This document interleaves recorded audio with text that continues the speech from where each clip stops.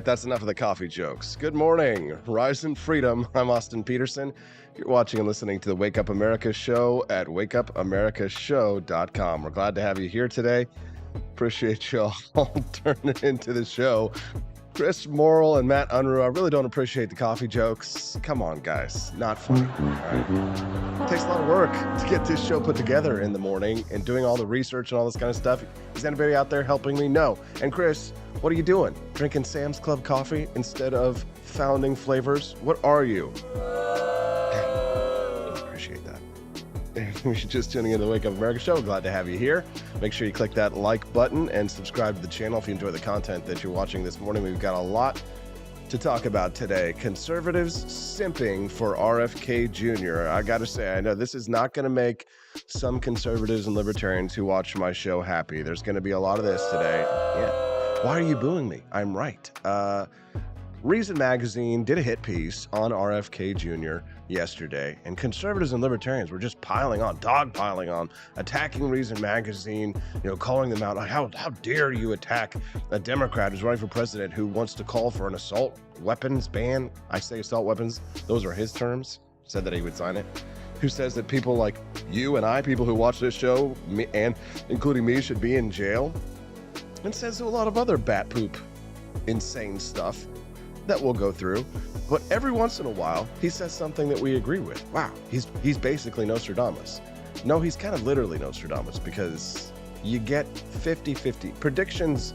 When you make the right prediction, it's a 50-50 odds. Anyways, I'm not going to get into it yet. I've got a lot to say about RFK Jr. We're going to watch a little bit about that, a little bit of that Reason video. It's 9 minutes long, so we won't be able to get through all of it, but we are going to talk about it this morning because it's just kind of gross watching people simping for someone who's obviously an authoritarian in pretty much every other way. But Austin, shut up. Shut up. Look at this. Just shut your mouth. Shut your mouth. So we're going to be getting into that here in just a morning. Someone says, when you're late in the morning, I'm late in the morning. Yes, I know. Poperoni says, I like RFK, but he is poor on the 2A. He's poor on some other issues as well. But again, we're going to get into all that. We're going to talk about RFK Jr. And I've even got a guest coming on a little bit later on the show who will also talk about RFK Jr. So it's going to be a very RFK heavy show today. Jeremy Ryan Slate will join me this morning at 8 o'clock. He's the CEO of Command Your Brand and host of the Create Your Own Life show. Jeremy Ryan Slate's going to join us this morning to talk a little bit about at 8 o'clock about RFK and why RFK has such a stranglehold on conservatives and libertarians in politics these days. At 7:18 this morning, this one really caught my attention, and I thought that we had pretty much covered everything there was to talk about for the Titan sub victims. But a news story yesterday came out that said that the victims may have actually been cognizant of what was going on in the submarine for about a minute to a minute and a half before the submarine implosion. We'll talk about that latest news and what that means for the absolute horror of that situation, which captivated the world a few weeks ago. We'll talk about that at 7:18. At 7:30 this morning, I've got a new guest, actually 3 new guests on the show today. Judge Napolitano will not be joining us today. He's on vacation for a couple of weeks. I know. Oh, come on. Don't be too disappointed. He gets a vacation, right? Just people like myself don't. Just kidding. You guys know I went to Japan this year. At 7:30 today, we're going to talk to Francis McCormick, who's going to join us to talk about wokeness in schools. NYU held a whites-only anti-racism workshop for public school parents.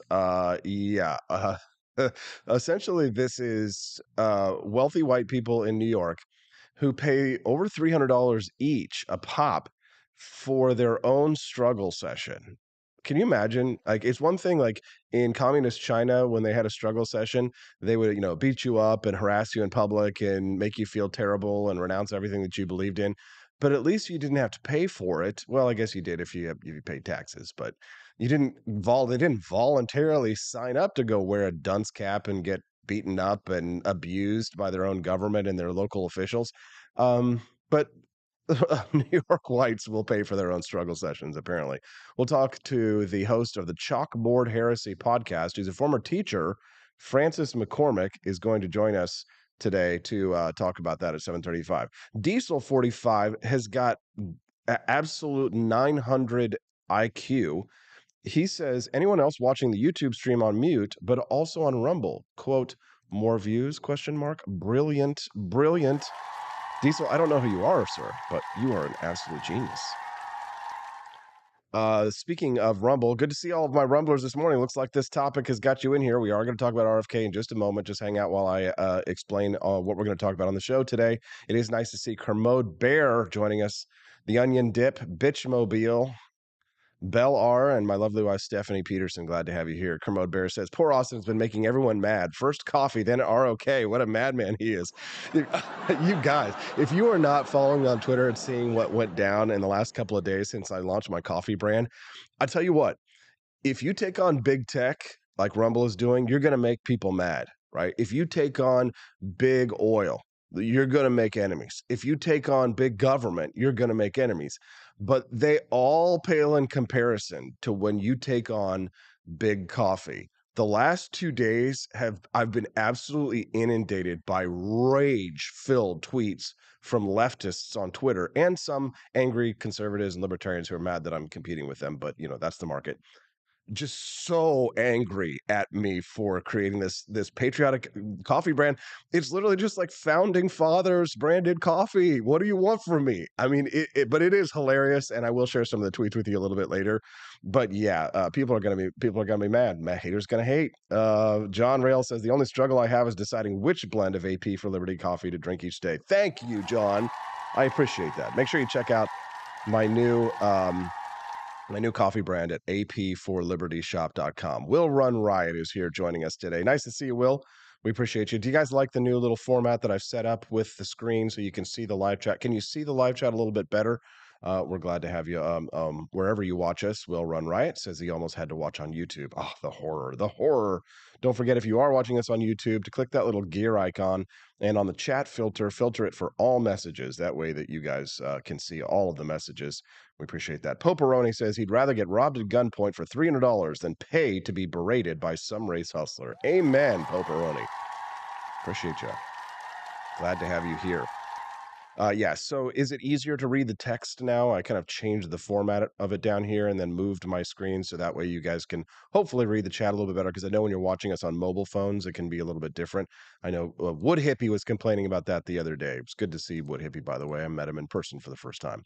All right, nobody cares. Let's move on. Jeremy Ryan Slate will join us at 8 o'clock. Demetrius Minor at 8:35 to talk about his panel at Freedom Fest. A lot of libertarians and conservatives gathering this weekend in Memphis, Tennessee, to talk about libertarian issues, and this one specifically near and dear to my heart, the death penalty, talking about conservatives against the death penalty. We're going to speak to Demetrius Minor today at 8:35 about his panel, Don't Kill for Me, Reflections on Justice and the Death Penalty. So 3 awesome guests, new guests, first-timers on the show. Francis McCormick at 7:30 to talk about struggle sessions in schools. Jeremy Ryan Slate to talk about RFK's hold on conservative politics, and Demetrius Minor at 8:30 to talk about the death penalty, conservatives against the death penalty. So it'll be a great show today. All right, so let's go over to why Reason Magazine is getting raked over the coals for this latest video that they made. Why are so many libertarians suddenly fond of RFK Jr.? Here's what Reason Magazine had to say. The nonprofit Children's Health Defense, which warns of the possible dangers posed by vaccines, used to receive a modest 119,000 monthly visits to. Now, I should say that I paused for just a second, that I have no love for Liz Wolfe or some of the people over at Reason Magazine. I like a lot of them. JD Tuchili, who's a regular on the show, and Brian Doherty. But Liz Wolfe, I'm pretty sure she's blocked me on Twitter because she hates me so much because I voted for Trump in 2020. A lot of libertarians dislike me for that. So, I never simped for Trump, but I voted for him just because he was obviously the best choice and because the left had gone bonkers by 2020. So anyways, Liz Wolfe hates my guts, so I'm not simping for Liz or Reason here. To its website. When COVID happened, public skepticism of the medical establishment exploded, and the site's web traffic went wild, peaking at 5 million monthly visits. So who's behind this group that warns of the dangers of electromagnetic radiation and the global cabal attempting to ban meat? The group's chairman, chief legal counsel, and highest compensated officer is Robert F. Kennedy Jr., who has moved out of the fringe after launching a long-shot bid to become president of the United States. RFK Jr. is not worthy of the rehabilitation tour he's been getting from pundits, podcasters, and tech luminaries. Agreed. He's built a career as a professional contrarian. He pushes tabloid-quality reporting, and he wildly extrapolates from little grains of truth. Which is what most people do, right? That's why you can really become big in right or left wing circles when you find one truth and then you extrapolate wildly from it. It's a really common tactic, and it's a really easy one to build on, because then you don't really have to sit down and dig down and do research and then put together more facts, right? Because it's really hard to find one good grain of truth. But once you find it, then you can extrapolate wildly from it, which is what a lot of people do. And, in looking at RFK Jr.'s past, for example, you can see him endorsing Gavin Newsom, for example. And I know what's going to happen is that as soon as he loses the Democratic nomination, he's going to endorse the Democratic nominee like Bernie Sanders did. And it's going to be interesting watching all the conservatives and libertarians who are like the Bernie Sanders supporters from like the 2016 and 2020 elections, in the sense, because what'll happen is Bernie Sanders endorsed Hillary Clinton, remember, back in 2016, and all his supporters were so mad, blah, blah, blah. And then he took all of his supporters' money and then gave it to Hillary Clinton. It's going to be fascinating to watch conservatives who donated to RFK Jr.'s money and libertarians who donate to RFK Jr.'s money being given to Joe Biden. Simps. He frequently implies that the establishment is corrupt at best, evil at worst, and he winks at the existence of puppet masters pulling the strings of major institutions. Okay, so he's right about that. His organization, Children's Health Defense, gives opponents of vaccine mandates and government overreach a bad name by lumping us together with anti-vaxxers. Well, that's it's not just that people like RFK, right? We're not getting lumped in with RFK, but the left is doing that in a large sense, because when you check the Merriam-Webster definition of anti-vaxxer, I made it on the list even though I'm in favor of vaccines, right? I'm considered an anti-vaxxer because the Merriam-Webster says if you're not for mandatory vaccinations, then you're an anti-vaxxer. Well, F you, dude. I'm not for mandatory vaccinations. I never have been. But we're in this weird place with politics right now where it's like, and I think this is honestly, politics is one thing, right? And then normal people are another thing. I think this is what most normal people believe, but maybe correct me if I'm wrong. Like pro-vaccine in general, anti-mandate. That's where I'm at. Right? It should be a choice. You should have freedom of choice. It should not be mandatory. You shouldn't like have the government coming in and make you lose your job because you don't want to get vaccinated or whatever. Like hospitals probably should be allowed. Private hospitals should probably be allowed to require you to get a certain vaccine, or you have to wear masks like my wife did back when she worked at a Detroit hospital or something like that, right? In medical environments. Like, do you want your surgeon who's doing surgery on you to wear masks? Probably. Do we want to be mandated to wear masks out in public? No, that was stupid. Police officers arresting surfers for being alone out in the ocean was obviously the most retarded shit ever. Excuse my French, not the R word, but for the S word.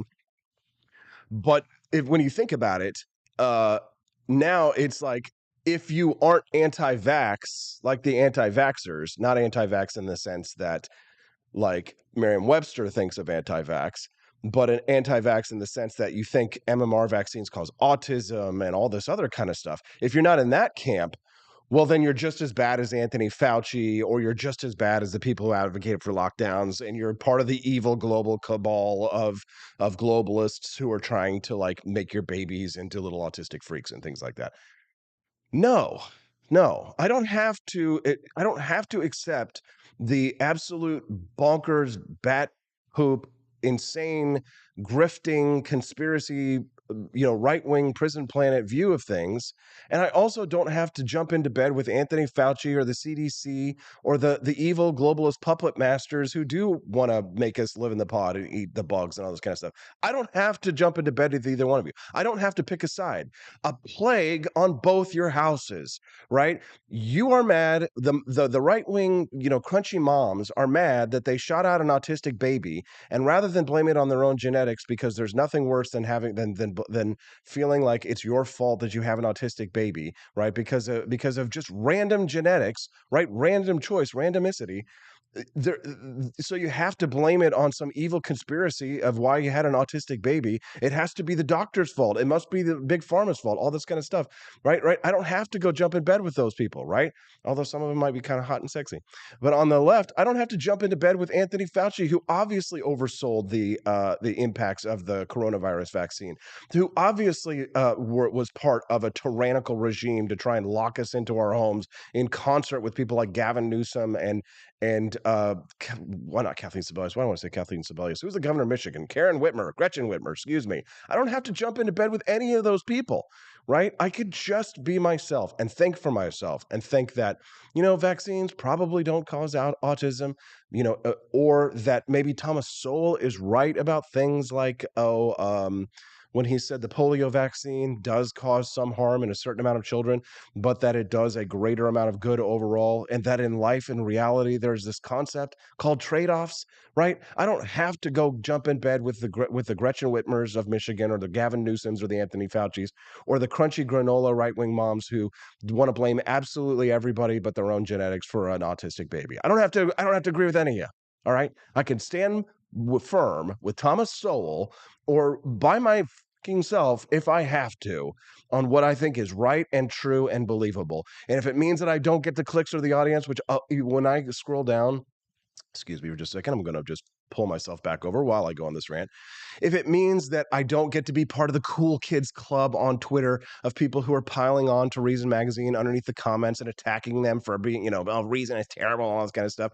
After RFK Jr. said that people in Reason Magazine should be in jail. People like you should be in jail. And what? Reason Magazine fights back? And they're unprincipled because Reason Magazine goes and fights back against somebody who says that they should be in jail? No. What side are you on? And I love that Spike Cohen just liked this tweet that I posted this morning when I say what is really going on here with the conservative simping for RFK Jr. Because let's be honest here. Here's what I posted. When you've been in the conservative libertarian movement for long enough, you start to see people don't radically change their views on politicians or movements because of any epiphany, right? They're not all of a sudden like, oh, RFK Jr., wow, he really is amazing, and I've completely changed my view on him. No, what they're doing is sticking their finger to the wind, right? And they're cautiously feeling out where the crowds are going, right? To see where the crowds are going so that their columns, right, or their videos or their podcasts or whatever all reflect what it is you, the viewer, believe, or the majority of what you believe, right? Or what they think is going to maximize their popularity. Not because they're trying to advance any cause. And let me tell you, mother truckers, the Wake Up America show is willing to take an unpopular view on things to advance a cause, economic freedom and personal liberty. No ifs, ands, buts, or about it, right? No, but they are willing to advance a cause if that cause is themselves. And I'm going to tell you something, okay? I've met my heroes, okay? I've been to the commanding heights. I've worked in New York City and Washington, D.C. Most of the people that you probably admire, I've either worked with in one way or another, or I know them intimately, things like this. Never meet your heroes, kids, okay? They will ultimately disappoint you. And I'll tell you honestly, the bigger the audience that somebody typically has, the more likely they are to be full of shit. Damn. I'm running out of time, and I got a guest. I've got excuse me. Francis McCormick's going to be joining us here to talk about struggle sessions in NYU schools. Don't worry, if you want more from me on RFK Jr., I've got a guest coming up at 8 o'clock. Central Time, Jeremy Ryan Slate. He'll be with us in about 30 minutes to talk more about RFK's hold on conservative politics. Am I preaching? Am I spitting? This mother effer spitting? Right? Or you disagree with me? If you disagree, it's fine. Just tell me why. Tell me where I'm wrong. Please, I want to be wrong sometimes. I want to be wrong. Sadly, I'm not usually proven right, which is not good because things sometimes look fairly dire. All right. Frank McCormick talking about white people paying for their own struggle sessions in New York schools. We'll be back with more on the Wake Up America show at wakeupAmericaShow.com. Donald Trump and I approve this message. Believe me, Austin Peterson is the best. He's got the greatest Wake Up America show I've ever seen. Whenever I tune in the mornings and watch the live stream, let me tell you, he has got the absolute best content. I love his guests. It's just a total blast to watch, and I highly endorse and recommend the Wake Up America show. It's terrific, believe me. Hello, my name is Kelvin. Welcome to Frenchy Bush. This is my Didi's website, and I've decided to speak to you with my real voice for the first time ever to tell you about how cool Frenchy Bush is. But I've decided that this is the perfect opportunity to share with you. Frenchy Bush is a good website. You should follow us on socials. If you like Frenchies or any kind of bulldogs, me and my new brother George are going to try to make your life more fun. Hello, I'm George. My neck isn't really thick yet, but it will be. We are so glad you're here. Please ignore my floating eyeball. It helps me spot predators who might be approaching from the sides. Didi made Frenchy Bush to review things that he uses on me and my brother to tell you if it's good or bullshit. Take this collar, for example. Didi really likes it. Didi said it's really handy because us Frenchies got thick necks. Need something really tough. People think Frenchies are little, but if you look at us from below, you can see we are really pretty buff. Beefcake, yes. Look at my creamy thighs and chest. Yes, you like that? Big brother, please focus. Frenchy Bush. Please follow us for more great content and read the Frenchy Bush blog for more fun and cool stuff.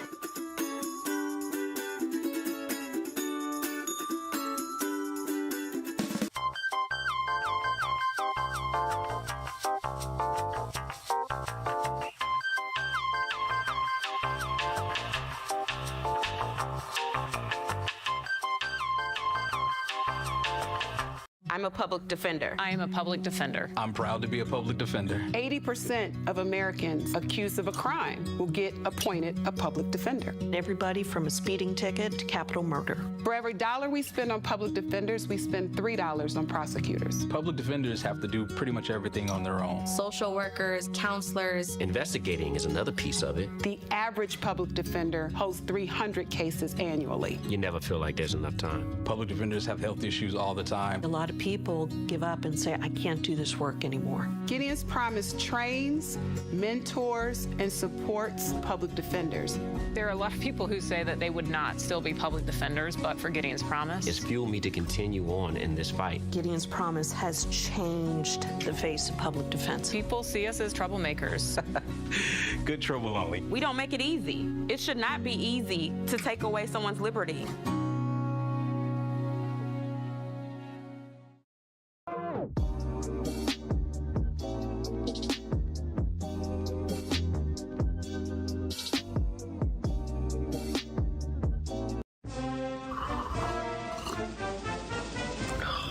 Tired of spending your hard-earned money on woke corporations that don't share your pro-freedom values? Fed up with sipping liberal lattes and progressive cappuccinos? Introducing Founding Flavors from AP for Liberty Shop. Get your day started with Washington's Revolutionary Roast. As robust and principled as the man himself, this blend is the shot of energy heard round the world. Or maybe you want to taste the fervor of freedom with Adams's Patriotic Perk. It's as dynamic and balanced as the U.S. Constitution, sure to awaken your spirit of liberty. For the aficionados, we've got the Jeffersonian Java, a complex mix of flavors that speaks volumes about your refined tastes. And don't forget Betsy's Liberty Lullaby, our decaf option, crafted with the same care and dedication Betsy Ross put into our Star-Spangled Banner. This blend lets you enjoy the taste of freedom anytime without losing sleep. No woke beans here, folks. Just pure, patriotic, pro-freedom flavors brewed with love for liberty. So why compromise your principles for a cup of coffee? Stand up for your values, perk up your patriotism, and start your day the American way. Get your founding flavors at apforlibertyshop.com.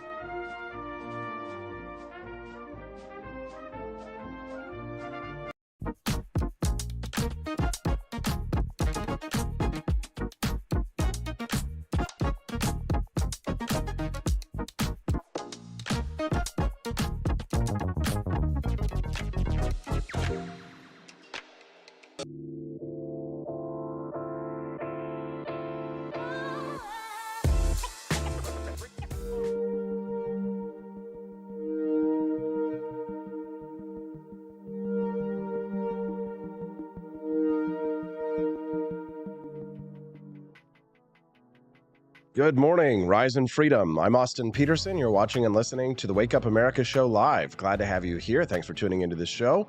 What'd you guys think of that rant that I just gave on RFK Jr.? Well, I got plenty more where that came from. Trust me. It's just the simping for this Democrat candidate who's right maybe 25% of the time is just, I don't know, making me sick. But I want to talk about something else, okay?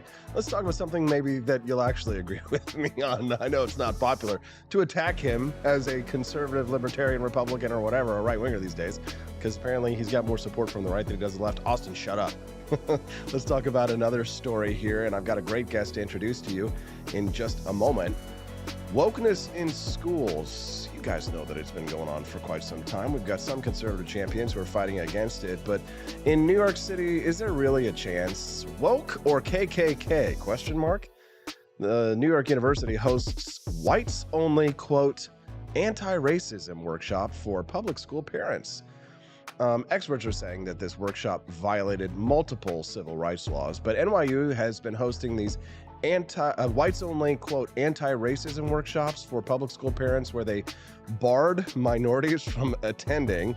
It's a 5 months long seminar, and basically what's happening is these seminars will charge you $360 to tell you how awful and evil you are.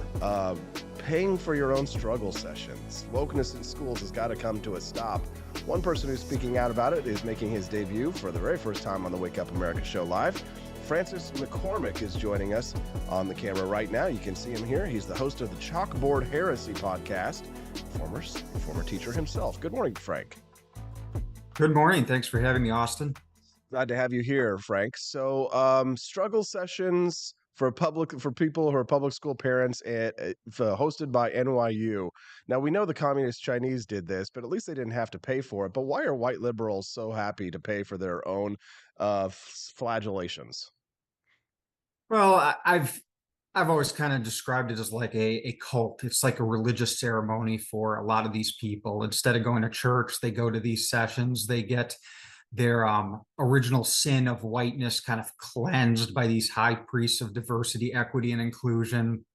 And it fits that kind of vacuum of faith that I think has disappeared from a lot of people's lives. So tell us a little bit about your experience and background as a teacher yourself in this.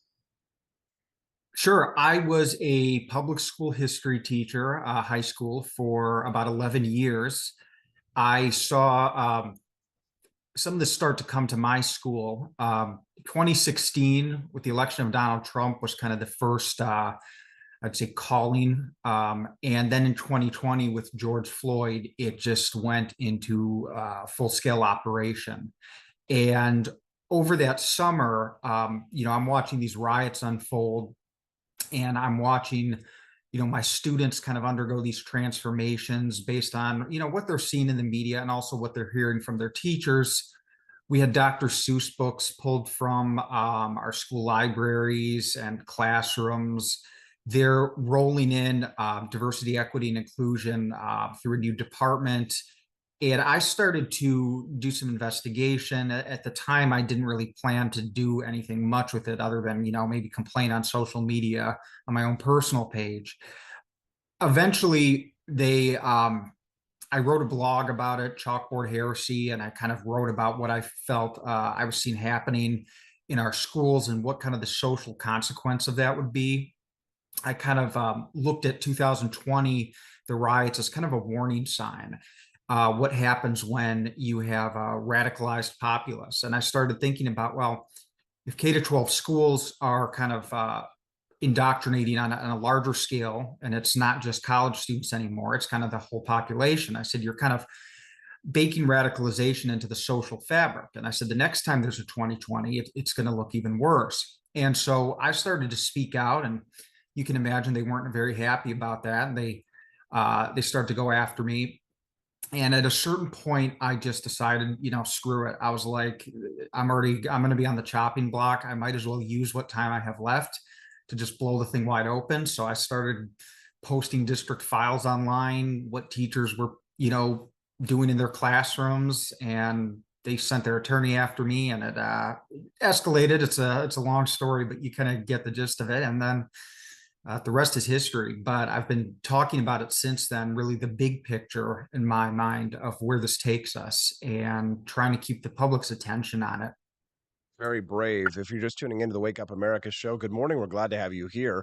I'm speaking to Frank McCormick, a former school teacher, talking about wokeness in schools, and we're glad to have your opinions on this as well. You can send us a text at 573-319-1586 if you'd like to have your voice heard on the program, or if you have a question for our guest, Frank. He is the head of the Chalkboard Heresy podcast, and we're talking a little bit about wokeness in schools. I was reading this other article the other day on Fox News about ways that parents can fight back against woke schools. And in this article, they talked about opting your child out of some of these surveys, sex ed, and DEI activities. So here's what Fox News wrote: social emotional learning, SEL, gender non-conforming initiatives, and quote, culturally responsive and restorative. I love how they use all these big words to confuse people. Diversity, equity, and inclusion programs are fancy words for victim versus oppressor initiatives.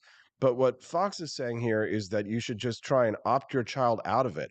I can't imagine the pressure that these kids must feel, and then to have to stand up to their teachers and things like that. And we're starting to see it in some of these schools where kids are like, protesting in certain ways, like they're like not showing up on Pride Day, or they're wearing American flags instead of rainbow flags and things like that.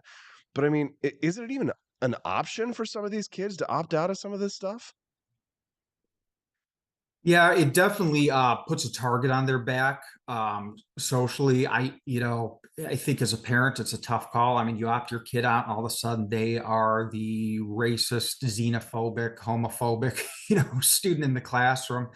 I'm also not sure how effective it is. It's not just necessarily my kid I'm concerned about. It's all the other kids that are going to become citizens of this republic. And if I'm kind of looking at the broad effect it has, and we can homeschool our kids. Let's say you got 10% of the country to homeschool, you still got 90 other percent going through these kind of indoctrination camps, as I call them, and that creates social tension that given the right conditions can kind of boil over.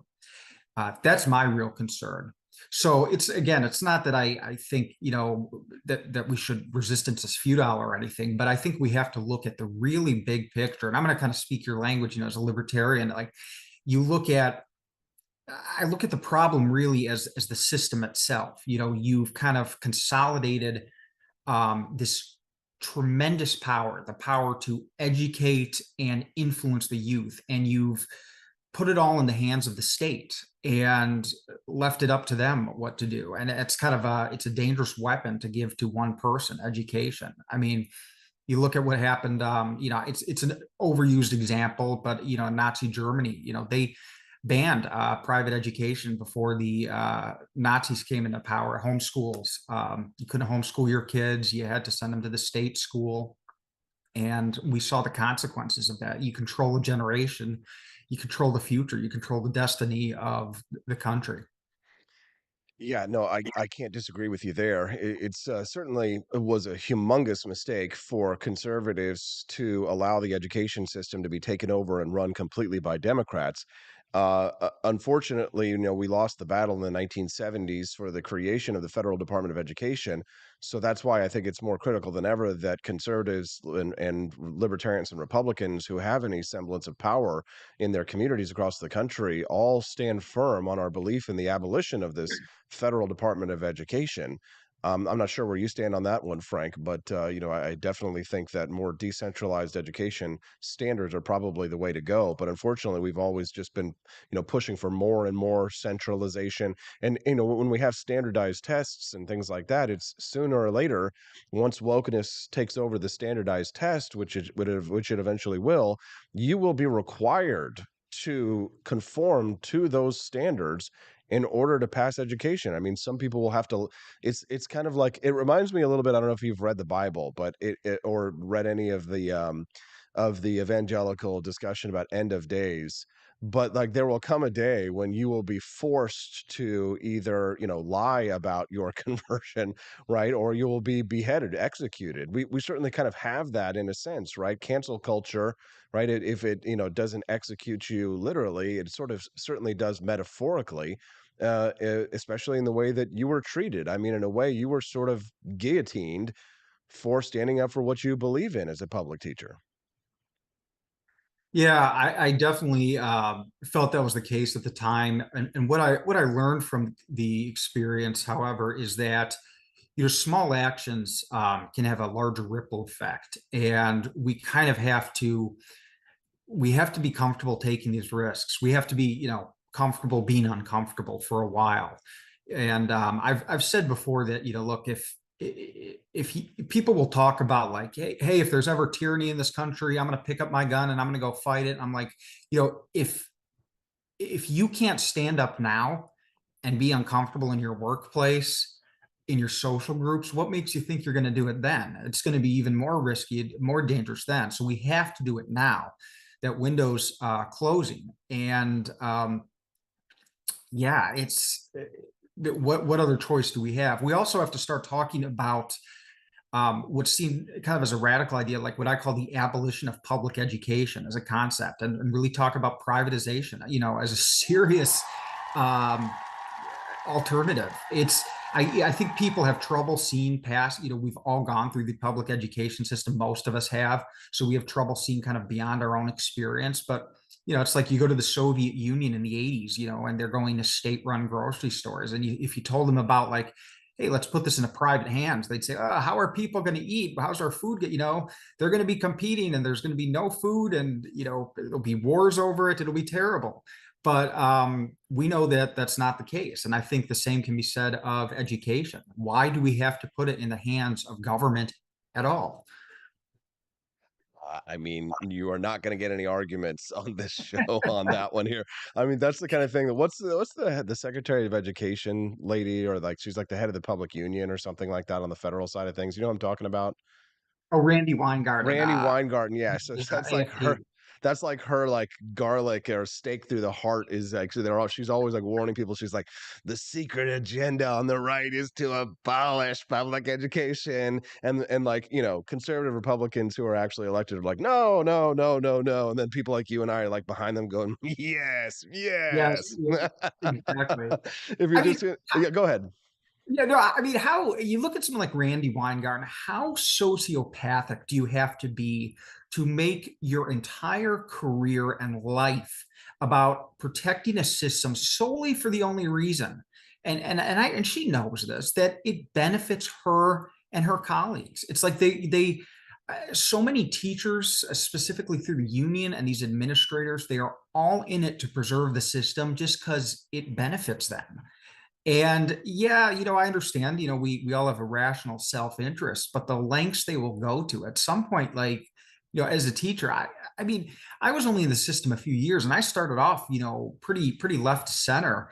And it took me only, a year or two to be like, something is really wrong with this system. Like, yeah, it's giving me a paycheck, but like, man, this is rotten. And, what I did and what happened to me was probably inevitable because the gears started turning. But, I remember walking down those halls in this kind of dilapidated urban school and just like, I was like, this isn't right. This is immoral. And everyone was just content. Like, as long as you don't make waves, you'll do fine. Preserve the status quo, collect your paycheck, shut up and go home. And, I had that problem. I've had that problem since I was a kid in, Sunday school, always asking the wrong questions, and school asking the wrong questions. And then, as a teacher. So I guess it's kind of in my nature, but like, I wish more teachers would do it. I hear it all the time from them. They say, well, but it's my job and I don't want to lose it. I'm like, I get it, guys, but like, we got to think bigger than this as citizens of this republic. We have to be a little brave and have a little courage. It's like we've lost that. You look at like what our grandfathers, great grandfathers, the greatest generation did, and what they were willing to put on the line. I don't think we're asking much of people. Like, we're asking them to be uncomfortable. I'm with you, Frank. Man, you're spitting truth, dude. This is good stuff. I imagine that our listeners would probably, if they enjoy what you're saying right now, they'd probably enjoy your podcast as well. Frank, where can people find out more about your work or follow you online? Yeah, I'd say check Twitter. That's kind of where I'm most active. It's at CB Heresy. And, I'm on there. People can reach out to me with questions. If parents need support, I'm around and happy to help. There he is, Frank McCormick, fighting against woke politics, former teacher, now a warrior for truth, justice, and the American way. Appreciate you, Frank. Thanks so much for coming on. Did a great job on your very first time. We'll hope to have you again back on the show. Thank you, Austin. Appreciate it. Thank you very much. What did you think of Frank McCormick? Send us a text, 573-319-1586. That's 573-319-1586. We'd love to hear from you about that, as well as many other things. But before we do, just a little bit of a warning. I'm reading this morning the news about the state of the U.S. economy. Americans are cutting back on personal hygiene products, and a troubling sign for the U.S. economy and consumer-focused companies. Despite surging inflation, shoppers kept spending thanks to income gains and government stimulus, but those benefits are beginning to wane. Americans are starting to skimp now, even on everyday items like toilet paper and toothpaste. More insights on the economic environment come today, right, with the release of the Consumer Price Index. That measure is anticipated to show annual inflation slowed to 3.1%. But unfortunately, the rest of the economy is not looking so hot. And, considering how you look at depending on how you measure that CPI there, it makes all of the difference. Cash doesn't stretch as far as it used to, but many of us are starting to cut back on spending. Are you the same way? Boy, it is a difficult economy. And with Joe Biden the way that he is, I do want to remind our listeners that now is an exceptionally good time for you to take stock of your assets and your finances and to consider buying gold or silver from our friends at Lear Capital. Even if you don't decide to buy, you should at least get more educated about what could be in store for your financial future if you are to secure a portion of that into precious metals. I'm a believer in and an endorser of Lear Capital, not only because they have some of the greatest deals in the business, and they also will buy your gold back from you if you decide at some time that it's good for you to, it's wise for you to make that financial decision. But I want to put the number up on the screen that you should call today to find out more about how to secure your financial future from any of the winds of troubles that might be blowing in. 1-800-885-2175 is that phone number. Give them a call today or visit learaustin.com. That's LEARAUSTIN.com. learaustin.com. Visit them today to find out more information about how to secure your financial future.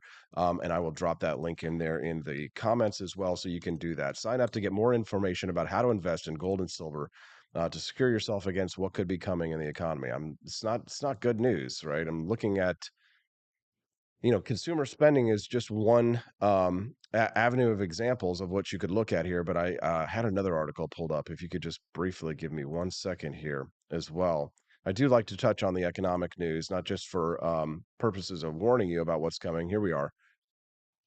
What the heck happened here to this story? Sorry about this, guys. Usually I've got it pulled up. Yeah, Americans cutting back on things like, here it is. This is another sign of the economy. Businesses are cutting workers' hours, and a warning sign for the economy. Business is starting to cut workers' hours, forcing hundreds of thousands of people into part-time roles, and what could be an early warning sign for the economy, something that we're definitely going to keep an eye on.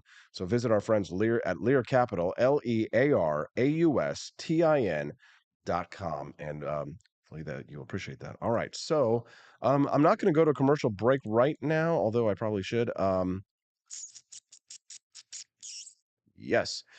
So I will talk about this other story. I wanted to mention this. I know it's a little bit out of step with what else we're talking about, and we are going to have a guest coming up here in about 10 minutes. Jeremy Ryan Slate will be joining us to talk about RFK Jr.'s hold on conservative politics. He is the CEO of Command Your Brand and host of the Create Your Own Life show. Got introduced to him yesterday.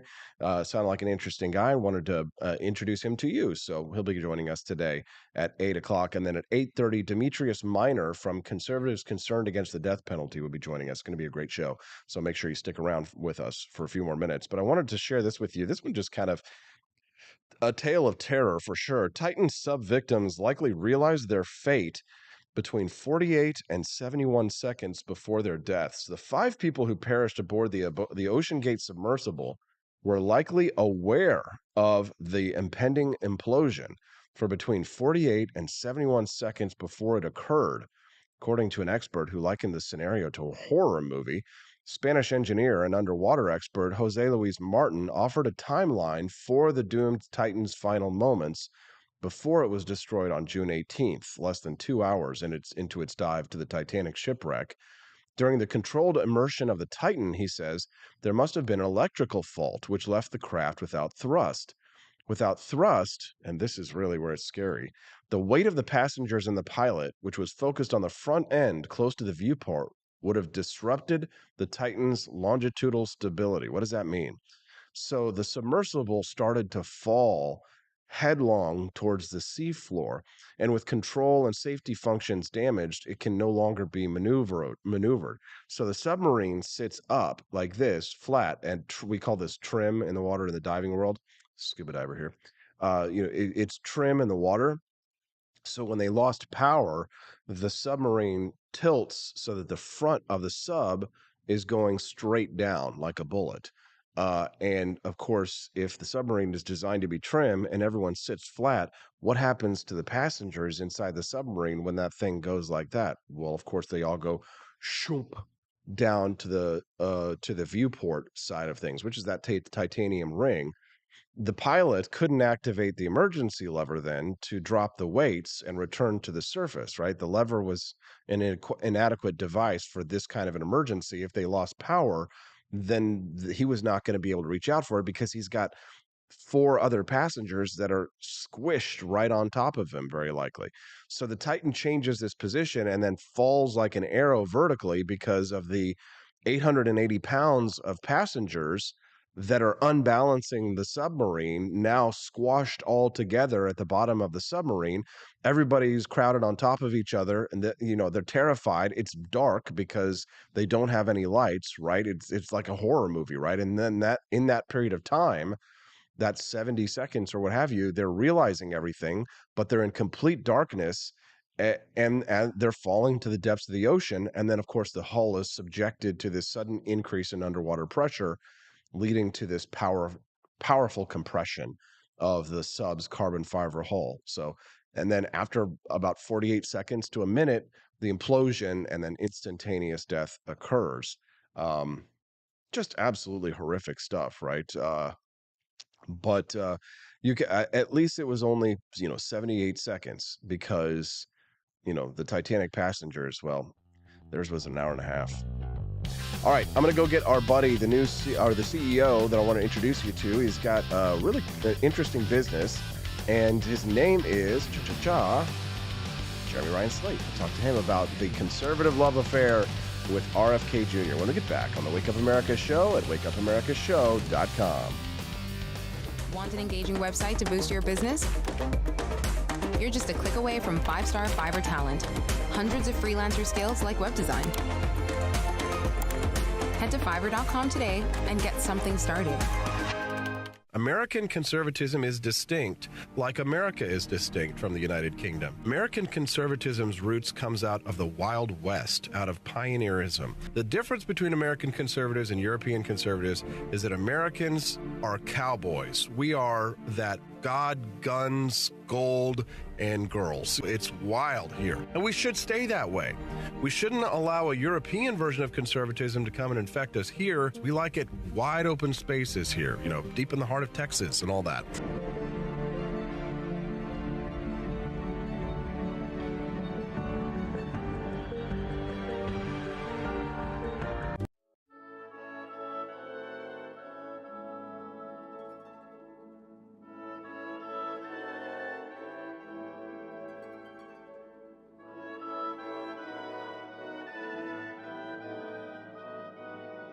Hey there, it's your favorite Vice President Joe Biden. I wanted to talk to you today about the Wake Up America show, the best source for all your political news and commentary.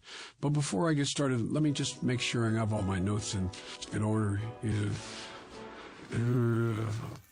Okay, where was I? All right, the Wake Up America show. It's a great way to stay informed and make your voice heard. Boy, what was I saying again? Oh, right. The Wake Up America show. It's important that we all stay engaged and knowledgeable about what's going on in our country and, the thing. But hold on, where was I going with all this? Oh, yeah. The Wake Up America show. It's a fantastic resource. And if you really want to make a difference, man, you can sign up to be a monthly donor at wakeupAmericaShow.com/support. Now, where was I? Oh, that's right, the Wake Up America show. So if you want to stay woke and support a great cause, head on over to wakeupAmericaShow.com/support and sign up to be a monthly donor today. And if you're feeling generous, you can even give a donation in my name. Thanks for listening, and keep on keeping on, America. Come on, man.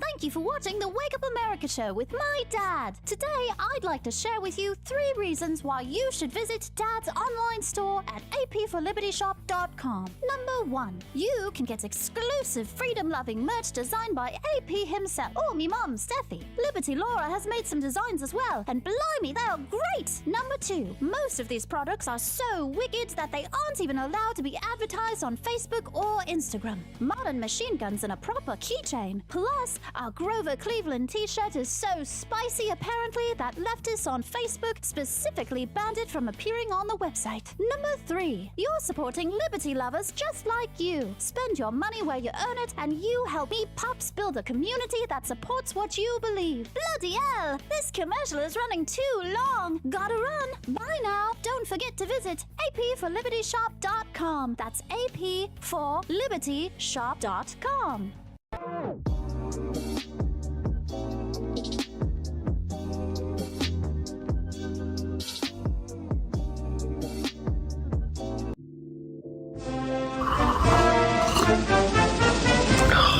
Tired of spending your hard-earned money on woke corporations that don't share your pro-freedom values? Fed up with sipping liberal lattes and progressive cappuccinos? Introducing Founding Flavors from AP for Liberty Shop. Get your day started with Washington's revolutionary roast. As robust and principled as the man himself, this blend is the shot of energy heard round the world. Or maybe you want to taste the fervor of freedom with Adams's patriotic perk. It's as dynamic and balanced as the U.S. Constitution, sure to awaken your spirit of liberty. For the aficionados, we've got the Jeffersonian Java, a complex mix of flavors that speaks volumes about your refined tastes. And don't forget Betsy's Liberty Lullaby, our decaf option, crafted with the same care and dedication Betsy Ross put into our Star-Spangled Banner. This blend lets you enjoy the taste of freedom anytime without losing sleep. No woke beans here, folks, just pure patriotic pro-freedom flavors brewed with love for liberty. So why compromise your principles for a cup of coffee?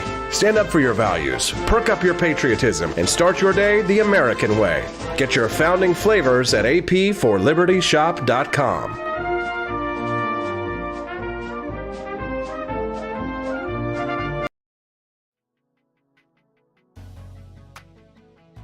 Good morning, Rise and Freedom. I'm Austin Peterson. You're watching and listening to the Wake Up America Show at wakeupAmericaShow.com. Boy, you guys are really enthusiastic this morning in the comments. I appreciate that. How about you be enthusiastic with that like button and the subscribe button? If it's your first time watching the show today and you enjoy the content that you're seeing, make sure you click that subscribe button so that you can come back and join us. The Wake Up America show is every Monday through Friday from 7 a.m. to 9 a.m. Central Time. 2 hours of the best in freedom talk that there is on the internet. You won't find these opinions anywhere else. Well, you might see a lot of conservatives or libertarians out there simping for RFK Jr., but not here. This is a no simp zone. Well, maybe some people do have some nice things to say about him. He did oppose COVID lockdowns after all, but then he came out and said, no, I would sign an assault weapons ban. Okay, so wait a minute. So that one thing that probably kept us out of the camps that Australians put their own people in, oh, you take away those? Okay, great. Well, all right.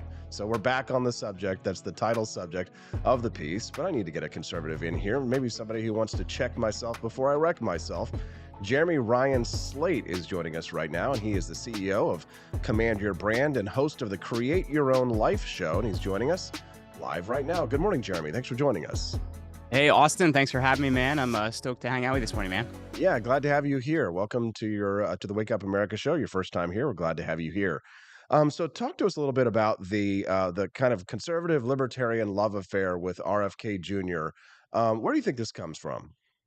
Well, I think it comes from the current political spectrum. Doesn't make any sense anymore, frankly, if you ask me, because if you look at the current left and current right, by modern ideas, the left considers him to be far right. But if you look at those of us on the right, we're like, he's not really ours. So I think at the same time, he's more from the traditional political spectrum. And I think right now, even a lot of conservatives would rather have that than kind of the, socialist Marxist left we have right now. That's at least my opinion on how we got there. No, I agree with you. RFK Jr. has been getting a lot of attention on the right for his anti-lockdown stance.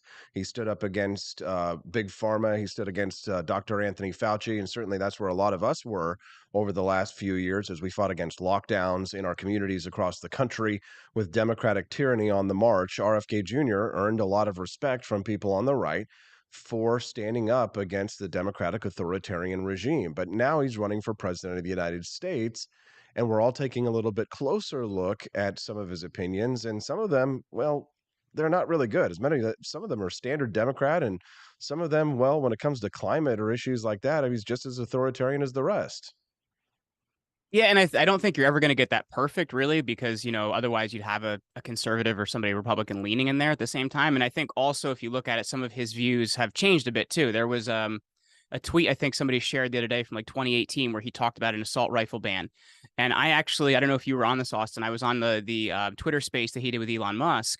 And one of the things he did in there is he actually talked about the Second Amendment, and he talked about how he would not do anything about the Second Amendment at this point in time because he sees how important it is. And he said, what he would actually look at, and I think this is the thing we should be looking at, is the psychiatric drugging of America. Because if you look at a lot of the school shootings and things like that we've had in America, a lot of these kids are on psychiatric medications. So I think, frankly, he's on the right target in some areas. Because we're ideologically opposed, I don't think we're ever going to be on the same page and everything. But I think it's a lot better than kind of Weekend at Bernie's like we have right now.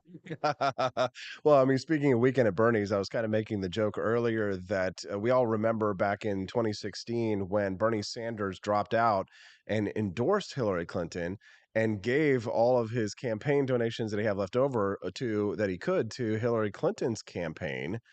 And a lot of Bernie Sanders supporters were really upset about that. Now, that was Democrats who donated to a Democrat, taking their money and giving it to Democrats. But I know a lot of conservatives and libertarians, Jeremy, have donated money to RFK Jr. What are they going to do when RFK Jr. drops out, endorses Joe Biden, and then gives all of their conservative and libertarian money to Joe Biden? That's a little different. So I will say, I was in Vermont not long ago, and the only thing I know about Vermont is Bernie Sanders. So I was making all these "I'm Bernie Sanders" jokes as I'm walking around. We walked out of a sporting goods store, and Bernie Sanders ran my wife over. She's like, "You got to be effing kidding me." But anyway, looking at that, I actually don't see him doing that for the reason of, I think the Democratic Party hates him so much. They even talked about his family hates him so much. So I think what's going to end up happening is I think he will endorse no one because he doesn't like the Republican Party. And at the same time, the Democratic Party doesn't want him. So I could see him. The thing that actually frightens me the most, because I think he could pull out of the populist base, is him running as like a Ross Perot third party. That's the thing that actually concerns me. But I don't see him endorsing anybody, frankly. Really, I see. I think I disagree because in his past, he has been a big endorser of Gavin Newsom and many other Democrats.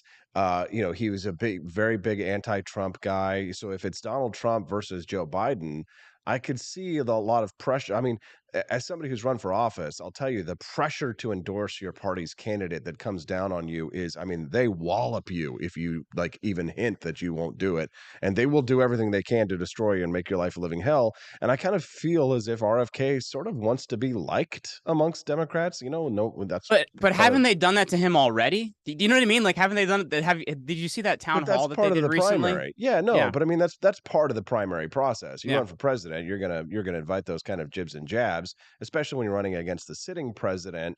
That's kind of a different scenario, right? Well, I would challenge you on sitting. I don't know what Joe is really doing out there. He's doing something, and we don't know whose Coke it is. But anyway. I think they said that they found it in the area where Kamala Harris parks her car. That's how they get rid of her and they back in Gavin Newsom. Yeah, exactly. If you're just tuning into the Wake Up America show, good morning. I'm Austin Peterson. We're glad to have you here. Make sure you click that like button as you file in and subscribe to the channel if it's your first time here and you're enjoying the content. We're glad to have new viewers and listeners to the Wake Up America show. We've also got a brand new guest, his very first time on the program today. We've got Ryan Slate, who I'm speaking to. He is the CEO of Command Your Brand and host of the Create Your Own Life show. Now, Jeremy, isn't it the case, possibly, that some of these conservative and libertarian influencers with mega giant followings and things like that are sticking their finger in the wind and saying, oh, I can get a lot of attention and likes and clicks for doing this, rather than really taking a principled stand in support of RFK Jr. just because he's kind of like the cool new thing? Well, I think just in general, I think there's a lot of conservative media out there that put their finger in the wind for a lot of things. Do you know what I mean? Like, I think a lot of them don't really stand on principle. It's more about what's going to get me likes and clicks and subscribes and everything else. So I frankly think social media has destroyed our politics in a lot of ways. The only platform I really use is Twitter at this point, though I'm on a lot of them. So I do agree with you. I think there are a lot of them that are putting their finger in the wind and seeing how popular can I get. But at the same time, I think we have to look at what are our most major battles here. And I think we look at COVID and the lockdowns and everything like that. Like, that was an attempt to completely shift the country one way. I think if you're at least on our side of the battle now, we can support you in that. I don't think we have to support you in everything, right? Because I think you're 100% in alignment with somebody, you're insane, even if you're on the same side of the political party. But I think the battlefield has changed so much, and it's become so obvious to kind of the point in history we're in right now. We are in this kind of Maoist technocracy revolution, and they're using the pandemic and a lot of these other things to push that in. So I think, frankly, the battlefield's changed a lot. And I think also there's kind of the other side of it. Like I said, with social media, people just want to be popular. Yeah, no, that makes perfect sense, Jeremy. Let's talk about the Republican side of things for a couple of minutes. I saw that Donald Trump. Oh, no. Yeah, I know. I saw that Donald Trump was saying some nice things about RFK Jr. I think it's interesting that there's kind of some overlap between those two candidates. But whereas Trump is actually more explicitly pro-vaccine, which I kind of find fascinating because I know Donald Trump's supporters are more explicitly anti. I mean, it is kind of a fascinating dichotomy, right? Where Donald Trump supporters very, very anti-vaccine to a large extent, not entirely, but then Trump very, very pro-vaccine. I mean, do you think that hurts him in the primary or no? So here's the thing: is like I look at it and like Ron DeSantis reminds me just way too much of like a Jeb Bush type character, so I kind of have that thing going on in my head. But like. And when Paul Ryan stands behind you, you should really be concerned, because that means the big C conservative movement is behind you. I think it does hurt him, but I think at the same time, his base really understands the populist movement that's behind him. So I think that's what people stand more for. But I know there's a lot of people that really hold it against him as a cardinal sin. I do as well. I think it's kind of insane that, he still sits there. He's like, we rushed it out quickly. It was a great vaccine. It was a wonderful vaccine. And it's like, come on, dude. Like, can't you see a lot of what's happening right now? I don't know if you saw recently, 92% of the country of Peru is vaccinated. And now they have a problem with Guillain-Barré syndrome. They actually have declared a state of emergency in the country. So it's like, we're seeing a lot of these things, and there's a lot of data and things coming up. I don't know how Trump can't look at this and be like, well, I followed the wrong people. I made the wrong decision. Mea culpa. I did this, but his ego just will not allow him to do that. So to me, it's a huge issue, but at the same time, we're past that segment in history, and we have to worry about what matters most. And the fact that, the conservative wing of the Republican Party hates him, and the Democratic Party hates him, and all other world's leaders hate him, that tells me the man needs to be in the White House. So that's really my viewpoint on that.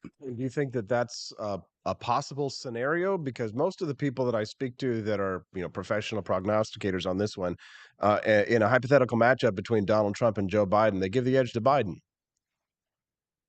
Is he going to be awake or asleep at these debates? Like, how's that going to work? Well, here's the thing. He was pretty sleepy in 2020, but they still managed to pull the wool over old Donnie's eyes.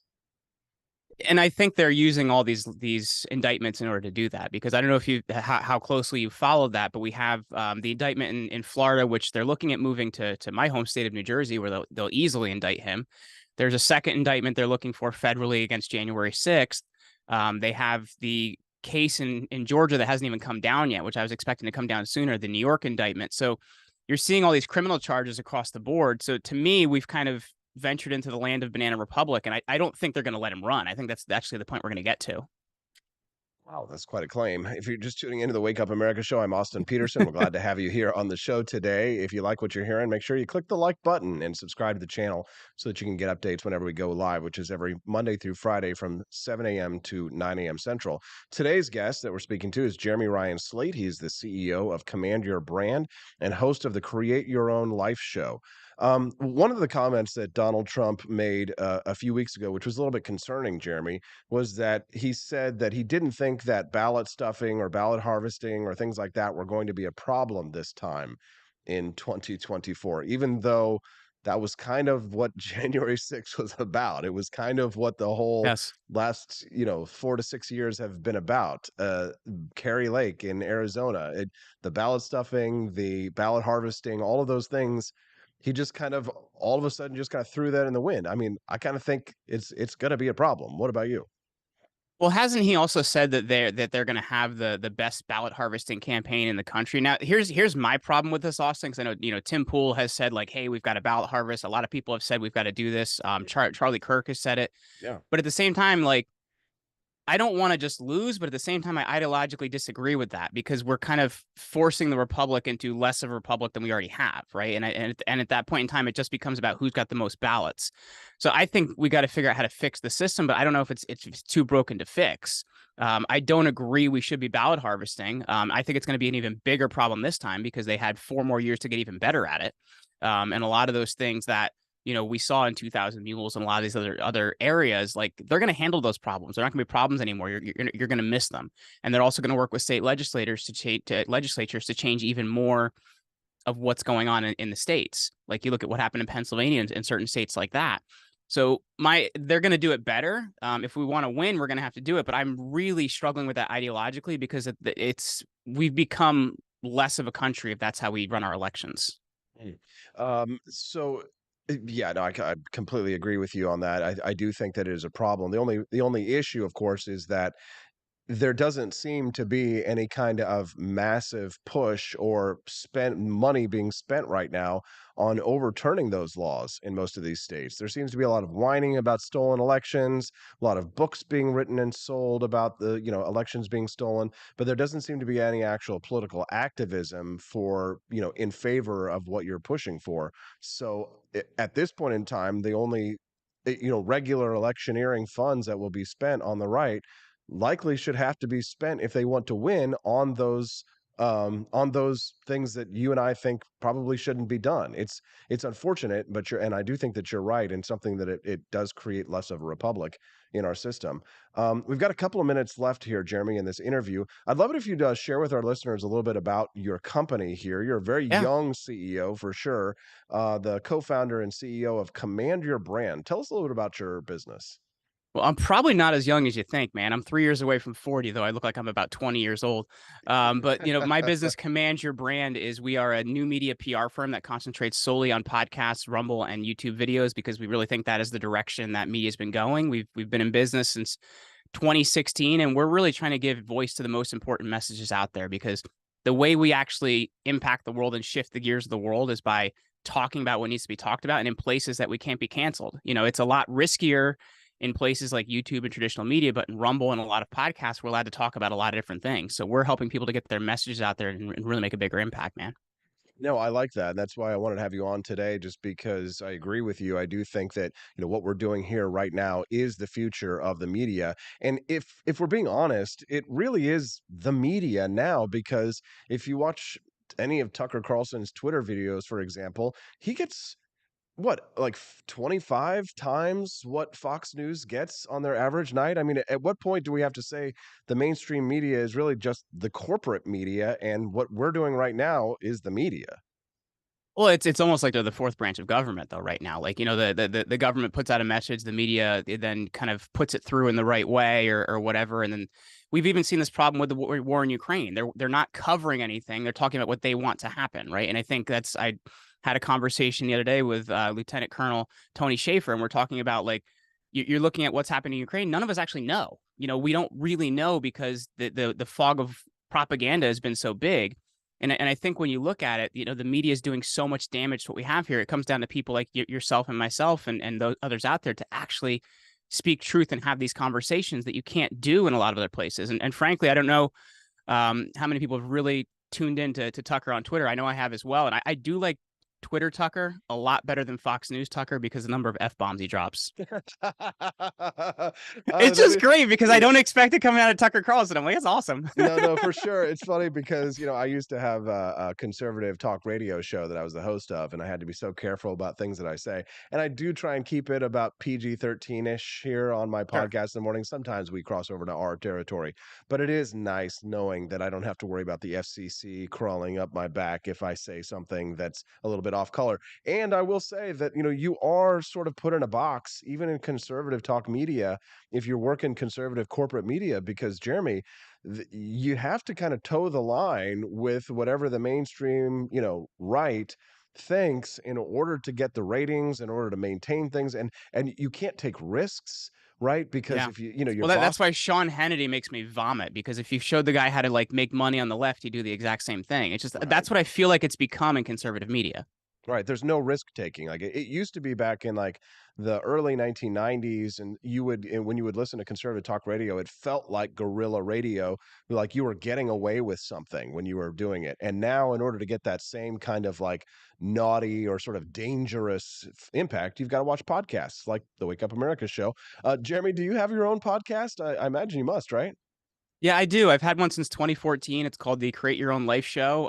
And for the first 8 years, we talked to for first 6 years, we talked to best-selling authors and people like that. And in the last 3, we've really talked about a lot more things that matter. We've talked about, Marxism with James Lindsay. We've talked about, the direction of the media. We've talked about election integrity. Like I've started talking about things that matter because we reached a point in our history, Austin, where we can't do the other side anymore. We have to really talk about things that matter, or we've gone pretty far down this hole, and I look at 1913 as kind of a pivotal year for losing the republic. But I think if we don't do something now, we really are going to lose what we have left of it. God damn 1913, Jeremy, you're pushing all the right buttons here this morning.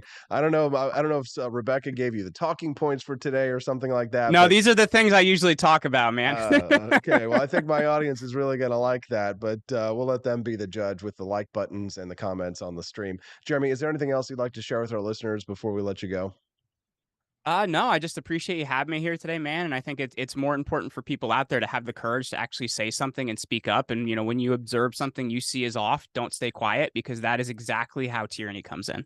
I love it, Jeremy. Very much a man after my own heart. Jeremy Slate, he is the CEO and co-founder of Command Your Brand and host of the Create Your Own Life show. You can check that out on any of your podcast networks. Jeremy, have a great morning. Thanks a lot for your time today. Awesome. Thanks for having me, man. Thanks very much. What do you think of Jeremy Slate? Send us a text at 573-319-1586. That's 573-319-1586. If you like those conversations, hit that subscribe button. You can see that little fancy animation down there. I did finally figure out how to make that thing come and go. So now I can just like hit the button and then it comes, and then I hit the button and then it goes away. Isn't that nice? Well, you click the like button and the subscribe button in the same way. All right. Let's go back to that Reason magazine for a few minutes before I speak to Demetrius Minor. Let's go back to that Reason magazine, quote unquote, hit piece on RFK Jr., just to see more of what they have to say. By most of the polio today, 70% of the polio today is vaccine polio that came from the vaccines. By the way, I don't know about that, RFK Jr. 80% of the polio cases on Earth today, according to the WHO, are vaccine-strain polio. That means people got it from vaccinated people.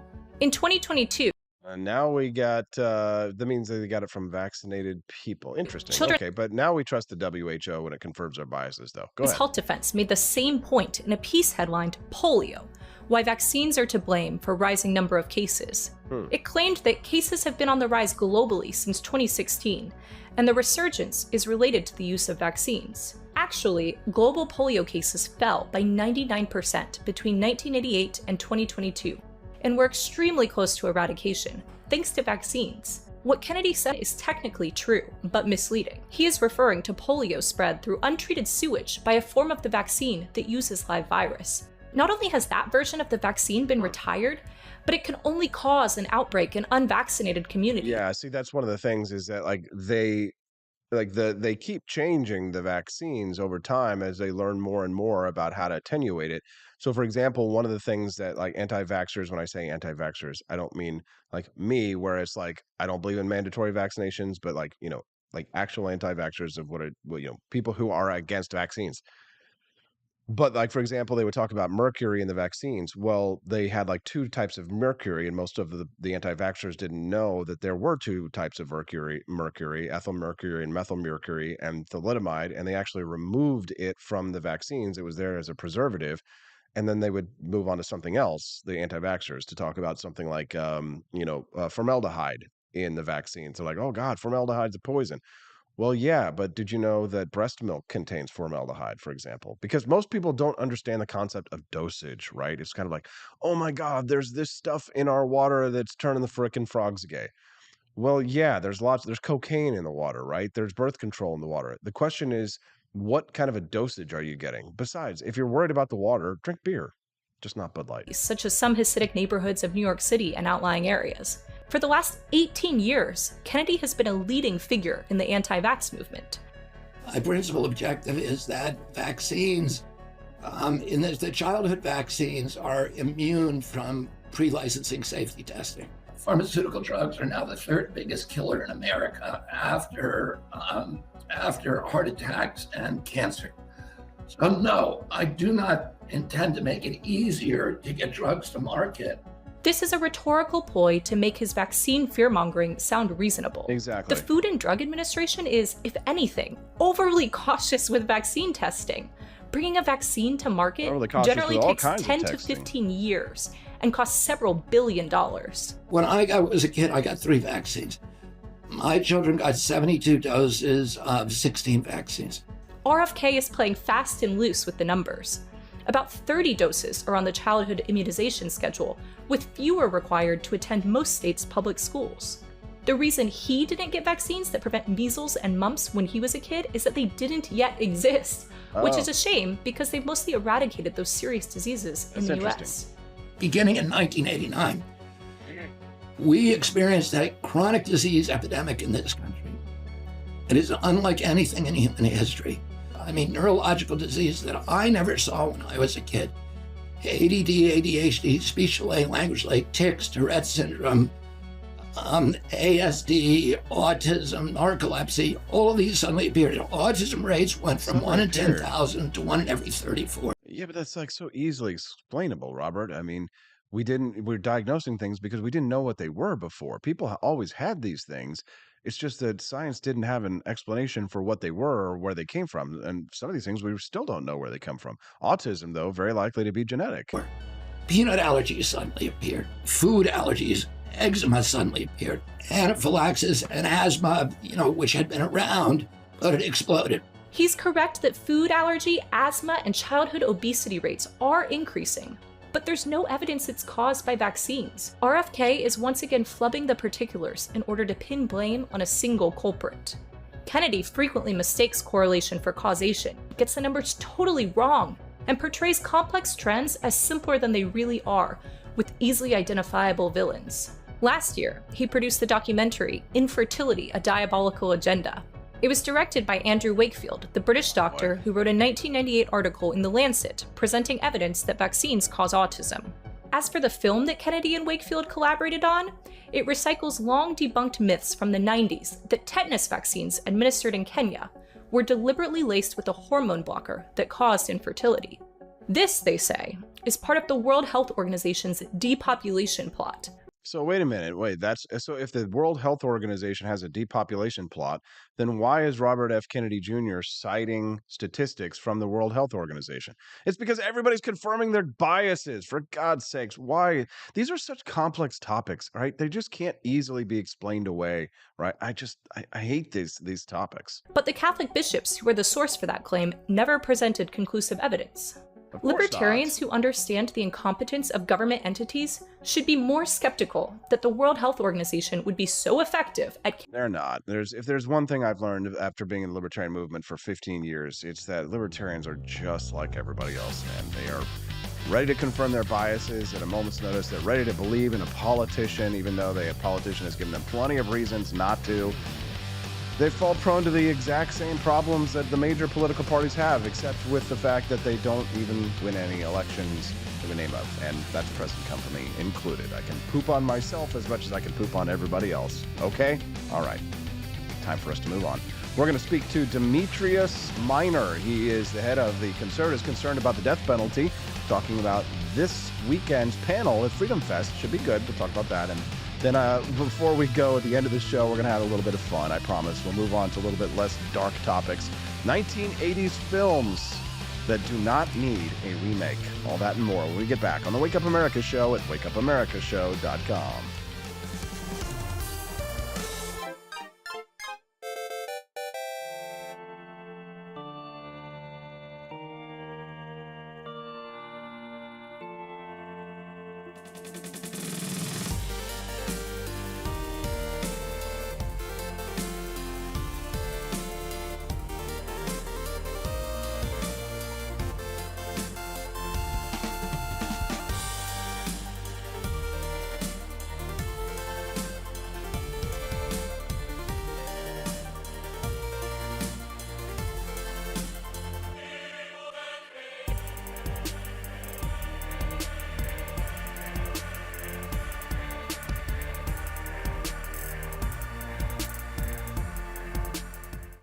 It was 1946. A battle was fought, not overseas, but right here on American soil. The Battle of Athens, an intense struggle against election fraud and for the rights promised by our founding fathers. Driven by the Second Amendment, ordinary citizens stood tall and fought back. Help us expose this momentous battle of integrity and bravery. Your support can make a difference. Visit givesendgo.com/bleedamerican and pledge your support, because we believe in the power of truth, the strength of unity, and the spirit of we the people. Let us not forget, we bleed American. Fire.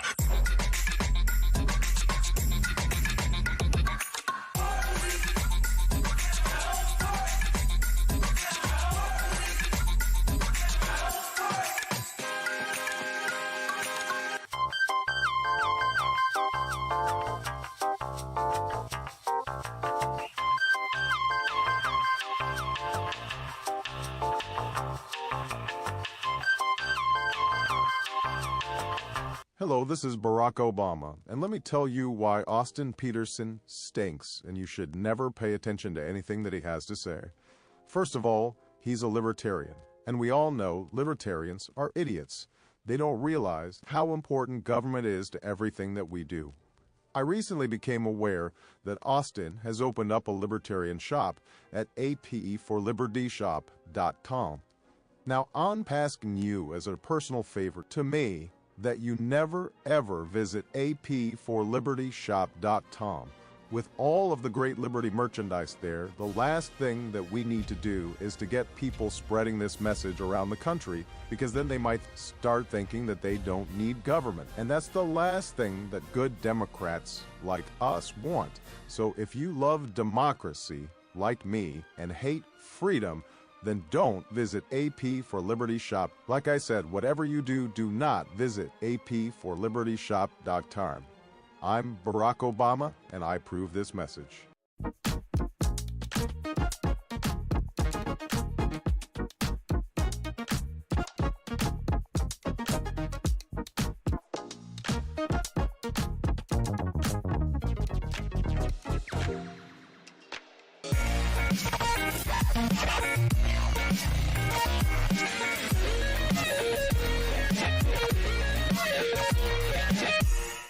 When I was in foster care, I never knew when I would have to move, so I always had my suitcase ready to go. Then one day, I was adopted. My new parents opened their hearts and home to me. My parents cook my favorite breakfast for me every morning. My parents take me on trips I never thought I would go on.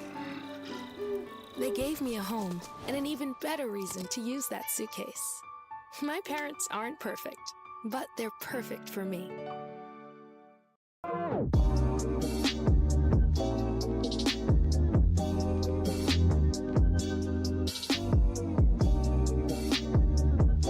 would remind you that extremism in the defense of liberty is no vice. It is better to settle these matters in the courts than on the streets, and new laws are needed at every level. But law alone cannot make men see right.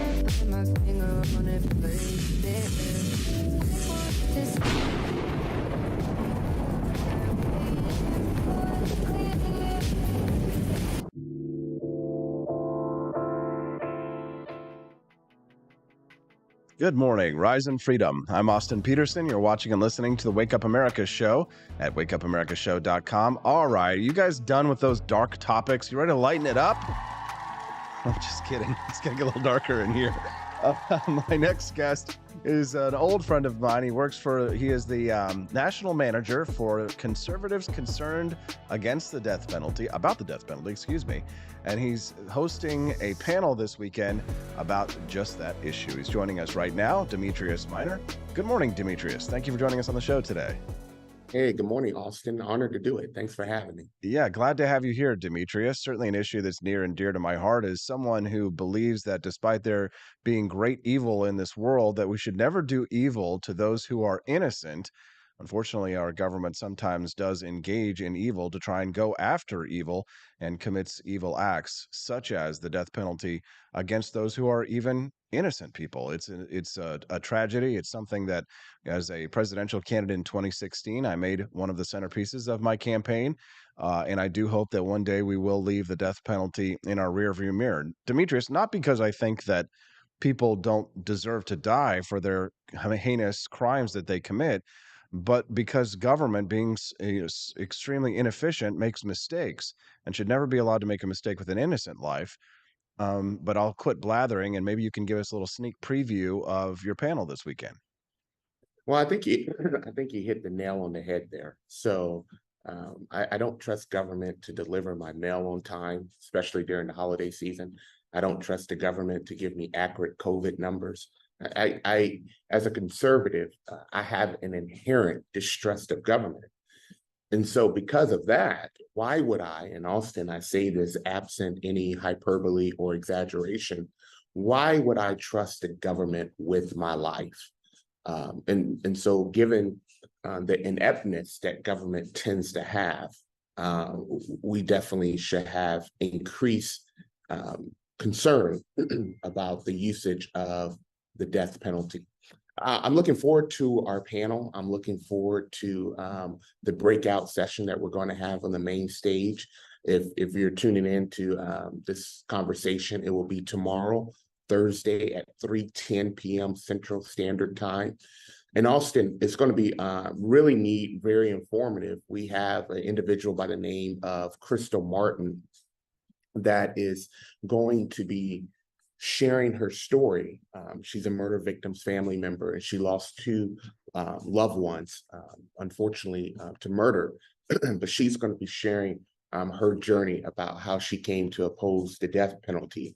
Immediately following her keynote address, I will be moderating a panel featuring myself, Jasmine Woodson, who's the Tennessee State Chapter for Conservatives Concerned, Nicholas Cote, who's our Western regional organizer, and then also Victorio, who is Director of Criminal Justice Policy for Reason Foundation. And we're going to be talking about the different policies put forth in these states in our efforts to see the death penalty repealed, and how conservatives, libertarians, those who are right of center can join our cause. That sounds great. And speaking of the cause, can you give us an update, Demetrius, on where we're at in the across the United States with legislation to abandon the death penalty? I'd be happy to. In the state of Ohio, we actually have a bill in the House and the Senate to repeal the death penalty. Both of those chambers are Republican controlled with a Republican governor, and we're seeing increased momentum on our side to see that bill come across the finish line. In the state of Oklahoma, you probably were aware of the Richard Glossop case that caught nationwide attention. Because of that, we are in a position where this upcoming legislative session, we'll be trying to pass a moratorium to be put in place of the death penalty in Oklahoma. And we have seen many conservative lawmakers and those who are involved at the grassroots level itself come to our side. We came one vote short in the state of Utah in this previous legislative session to repeal the death penalty. It came one vote short in a committee, but it shows that we are getting closer than ever before. In the state of Virginia, 2 springs ago, they repealed the death penalty. Obviously, Virginia right now has a Republican governor, and while they didn't have a Republican governor at the time, it was due to heavy Republican presence to help push that bill across the line. I'm also happy to report that we are now starting some movement in the state of Texas as far as getting conservatives concerned about the death penalty presence in Texas. We'll be releasing the results very shortly of a survey that we took with those who identified as conservatives and libertarians. And it shows, Austin, that there is a strong appetite for our work. And so all across the United States, we are seeing this shift take place with those on the right who are starting to oppose the death penalty for multiple reasons, for fiscal reasons. The 5 main reasons is that briefly explain that, though, if you don't mind, Demetrius, because we do hear that quite often, that it costs more money to execute someone than it does to put them in prison for life. Is that true? No, it's not true. It actually costs more for a death penalty trial. And here's why. Because when a death penalty sentence is given, it is not brought forth. It is not done right away. So now you have to have a new trial, you have to have a new jury, you have to have new attorneys. And this is accrued over many months and many years. So it doesn't happen immediately. And that is costly and ineffective. So it actually costs more to execute someone than to have someone serve a life sentence. And the solution to that is simple. Just get rid of the appeals process. Just, as soon as somebody's convicted of the death penalty, just execute them right away, right? Or just get rid of the death penalty. Right. So the death penalty is this. It's 5 things. It's wasteful and an expensive government program, Austin. You mentioned this towards the beginning of our conversation. It has the unacceptable probability of executing an innocent person. It's a failed policy for victims' families, because what it does, it only recycles the anguish, the grief, and the trauma that those families have already experienced. It is arbitrarily and unfairly administered by the government, and it doesn't make the public safer. And then also I add this sixth point. It does not align with consistent pro-life ethics. So for these reasons and more, conservatives should oppose the death penalty. But Demetrius, now here's this situation. What about, and let me kind of extrapolate on this for a moment. What about the death penalty as a deterrent? Because let's say, you're a gangbanger on Chicago's South Side, and you've got somebody who screwed you over, and maybe they murdered your top drug dealer, and you've got to go and you've got to get retribution for that, because if you don't show that guy that that you can stand up to him, then they're going to take over all your streets and you're going to lose all your drug money.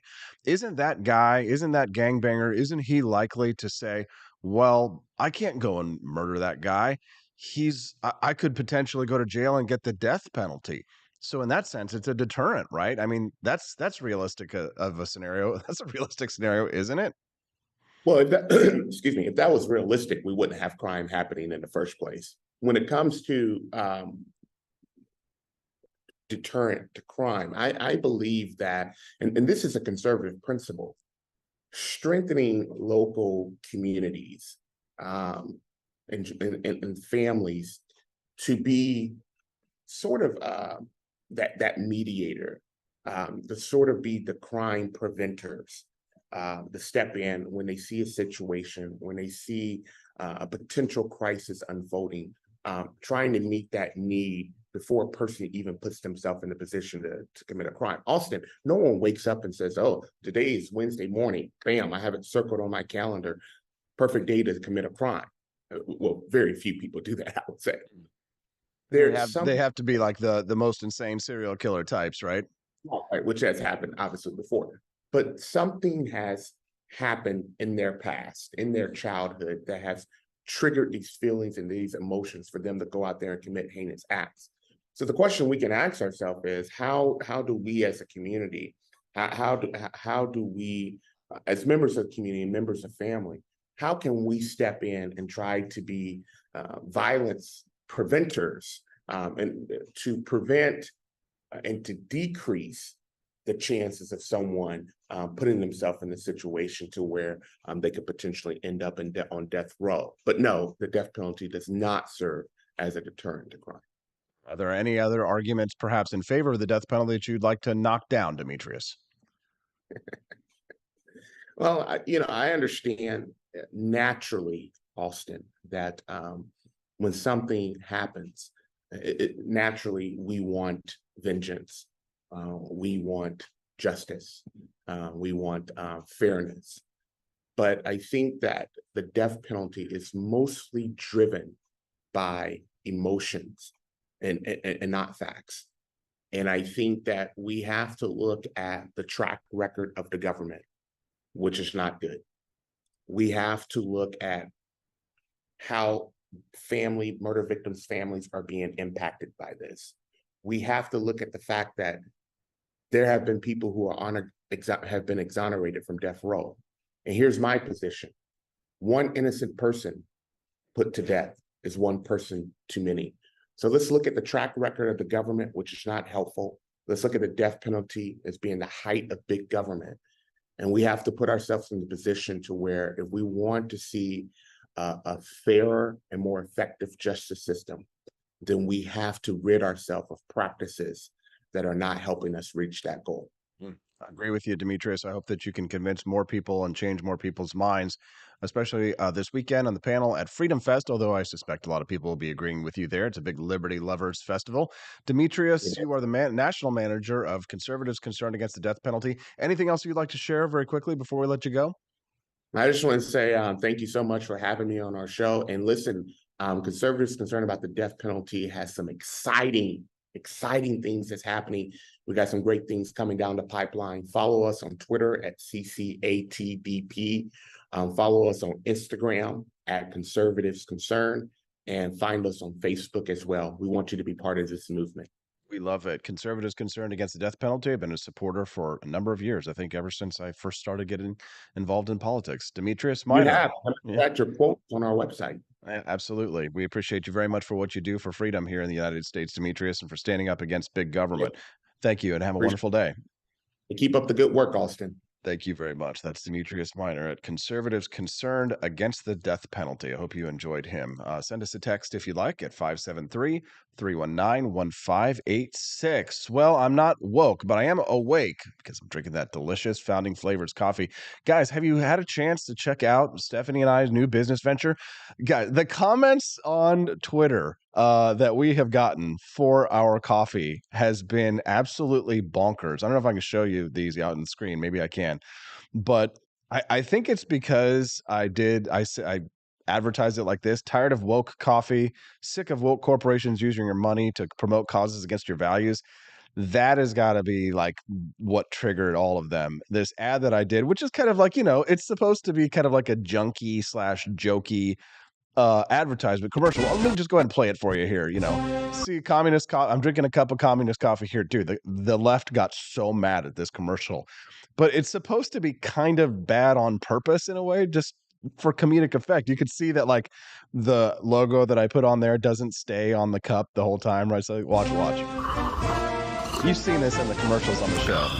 Tired of spending your hard-earned money on woke corporations that don't share your pro-freedom values? Fed up with sipping liberal lattes and progressive cappuccinos? Introducing Founding Flavors from AP for Liberty Shop. Get your day started with Washington's Revolutionary Roast. As robust and principled as the man himself, this blend is the shot of energy heard round the world. Or maybe you want to taste the fervor of freedom with Adams's Patriotic Perk. That's the #1 seller, by the way, because John Adams's Patriotic Perk is the dark roast, which apparently people really love the dark roasts. So that's been the #1 seller so far. As dynamic and balanced as the U.S. Constitution, sure to awaken your spirit of liberty. For the aficionados, we've got the Jeffersonian Java, a complex mix of flavors that speaks volumes about your refined tastes. And don't forget Betsy's Liberty Lullaby. Chris Morrill says you should do a reverse Ben and Jerry's and promise your coffee company will take over more native land. Very funny, Chris. I will totally tweet that. I'll give you credit. Our decaf option, crafted with the same care and dedication Betsy Ross put into our Star-Spangled Banner. This blend lets you enjoy the taste of freedom anytime without losing sleep. No woke beans here, folks. Just pure, patriotic, pro-freedom flavors brewed with love for liberty. So why compromise your principles for a cup of coffee? Stand up for your values. Perk up your patriotism and start your day the American way. Get your Founding Flavors at apforlibertyshop.com. There we go. So the responses to this have been so salty. This is really dumb, bro. This looks like a parody. Also, is the coffee locally sourced? Just FYI, they don't there are no sources of coffee that are local. The most local you might get is Hawaii, but Hawaii is basically island Mexico. And then the biggest accusation that was coming was right-wingers really are all just grifting, aren't they? That's hilarious. Grifting is when you are scamming people, but as most of you know, I am a person who provides people products that they want at a price they can afford, high quality products that people actually want to buy. That's not grifting. Grifting is when you promise somebody something and then they don't get what was promised, right? That's grifting, right? That's what's scamming people. But when you buy delicious Founding Flavors coffee from me, you're getting exactly what you pay for, which means it's really just called capitalism, right? You can't be serious with this. This is like an Always Sunny in Philadelphia bit, but it's not a joke. It's supposed to be funny. It's supposed to be funny. And then Jacob Allen, he nails it. He's big coffee really is coming at you, which is true. And then he says, I use coffee to stay awake, actually. So I do enjoy my, quote, woke coffee. I like to retweet my haters just because it's funny. If I'm not being called a racist, misogynist threat to democracy as I order my coffee, did I really want that coffee in the first place? Very funny. As a straight man, I won't be sipping on Adams's Patriotic Perk. It just makes me too uncomfortable. Very funny. Somebody says it's cute when you pretend to be liberty-minded. If you're not giving heroin to 5-year-olds for people like Rachel, then you're not really a libertarian. Somebody says this looks like a joke brand on TV. Well, it's supposed to be funny. Somebody says, how much did you spend to advertise this? LMAO. Well, so far I've spent $50 to advertise that video because I made that video myself, as you could probably tell. Someone says cringe. Oh my God, this video can't be real. I love it when logos don't move with the object they're supposed to be stuck on, just like in real life. LOL. That is funny. Like you're literally using the word woke wrong. This is, remember people, this is about coffee, okay? This is about me, my wife and I, selling 5 different brands of coffee with founding fathers' names on it. Okay. And all we did was say, are you tired of woke coffee? Don't spend your money on corporations that hate you. And then, of course, I did a little jab at the Black Rifle Coffee Company because they're CIA and they said that Kyle Rittenhouse supporters were racist, but all that. Libertarians have no real values. They only value greed and selfishness. It's coffee. What is wrong with you? It's coffee. Grifters do be grifting. This looks like a god tier shit post. Shame it's serious conservative snowflake shit. I guess I don't know. Jumping on the anti-woke wagon to suck the last pennies from the red hats. When will they wake up? I also sell red hats, so very funny, right? And somebody actually blocked me with there was some leftist account with like 100,000 followers or something like that, and they blocked me. But the left has just been melting down on this one. I haven't seen a real company advertising on Twitter for months. Now all we get are 70 IQ people, me, scamming 60 IQ people out of their last $3. Very funny. I deadass can't tell if this is satire or not, says he, him, leftist who likes cats. Angela McCardle in there with the support. I'm so sorry, but if my coffee isn't made by a queer, hot they, them, I can tell it's going to be mid, says Gage Knows. This is what I said. In response, I said, so something you should know about me is I want to live in a world where gay married couples can defend their coffee bean farms with fully automatic machine guns. Hell yes. Very funny. This has got to be a parody. There's no way they're serious about this. They're effing liquids. Grow up, you sensitive snowflakes, they said about me. First I laughed, then because I thought it was parody. Then I laughed harder once I realized he was serious. You see, that's how I know that we did a great job. Now, here's the thing. Founding Flavors coffee, you're going to look at the price and be like, oh my gosh, it's a little bit more expensive than my usual brand. Okay, I understand. I get it. If like the money is like a really important thing, I get it, right? If you want to buy $6 coffee from Sam's Club, go right ahead. I can't compete with those big chains.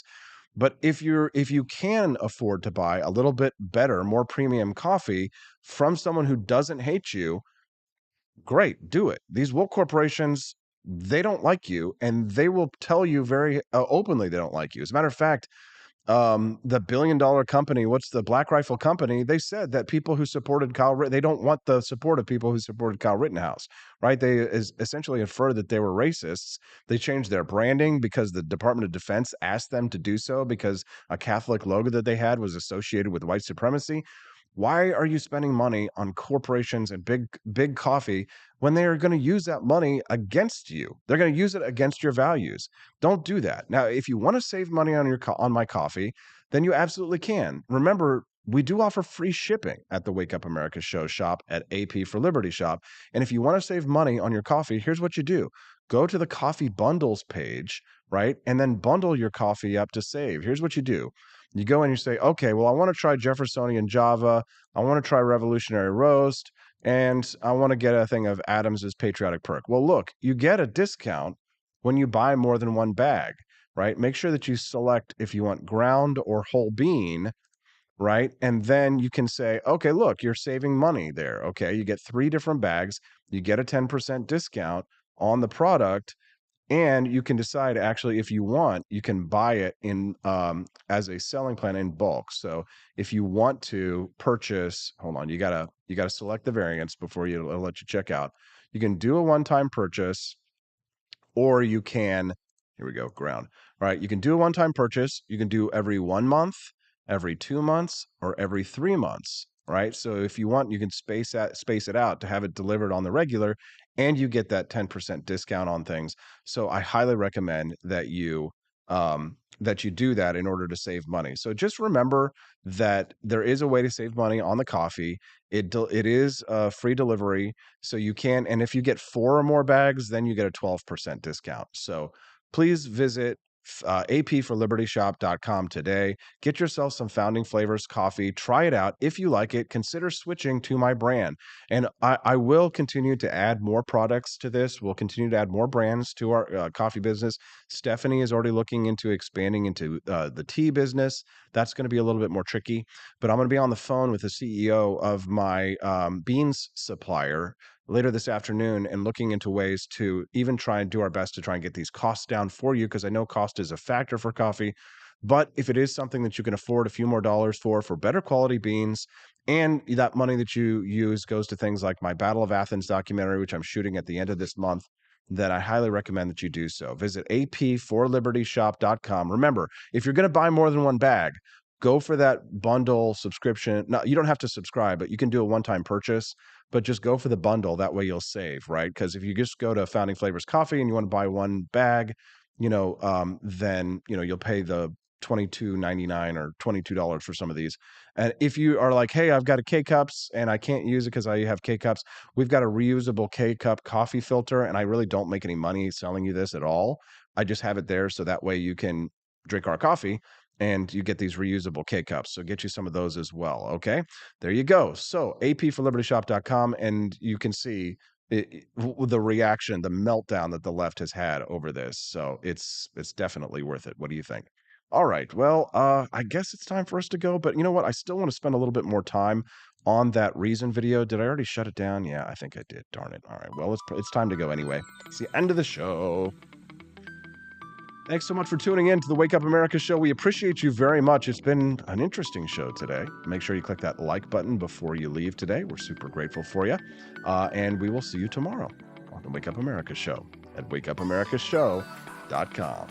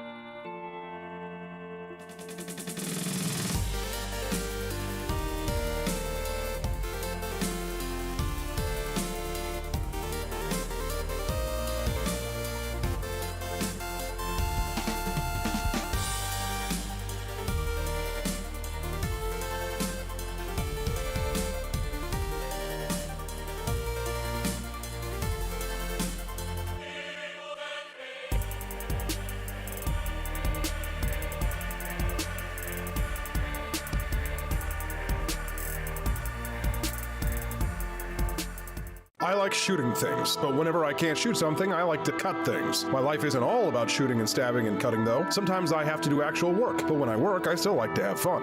And there's nothing less fun than trying to cut with a crappy knife. Thankfully, from the ancient sect of Christian knights, who also loved cutting and stabbing, comes a new implement that has received my personal blessing, the Templar knife. Like the ancient sword of Excalibur, you don't choose a Templar knife, it chooses you. You just decide what kind you want on the website first, however, and then order it online, and then it chooses you. The Templar knife comes in a variety of shapes. As a man of culture and taste, I have decided I will never use a terrible knife again. And thanks to the inspiration provided by this excellent product, I have decided to launch a new crusade against anyone using less than superior knives. Join me, brothers and sisters, by visiting uppercuttactical.com/pages/Templar-knives. That's a lot of slashes. For that, you'll need a Templar knife. For 10% off, use code AP for Liberty and join me in a quest for glory, for liberty, for Christendom, for the Templar knife. Get yours today. Fire.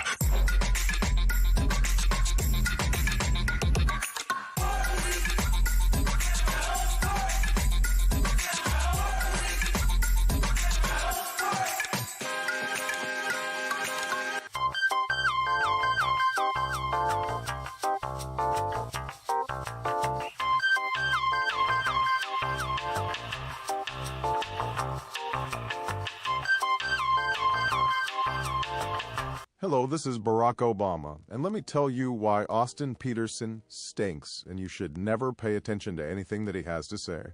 First of all, he's a libertarian, and we all know libertarians are idiots. They don't realize how important government is to everything that we do. I recently became aware that Austin has opened up a libertarian shop at apforlibertyshop.com. Now, I'm asking you as a personal favor to me that you never ever visit apforlibertyshop.com.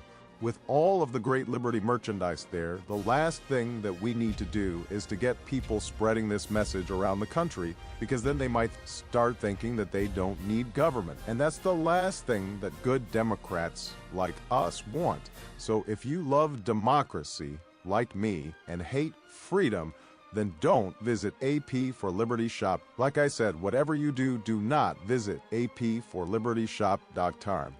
I'm Barack Obama, and I approve this message.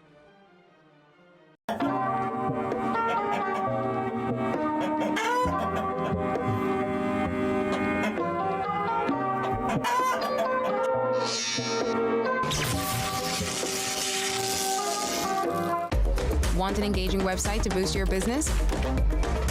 You're just a click away from 5-star Fiverr talent. Hundreds of freelancer skills like web design. Head to Fiverr.com today and get something started.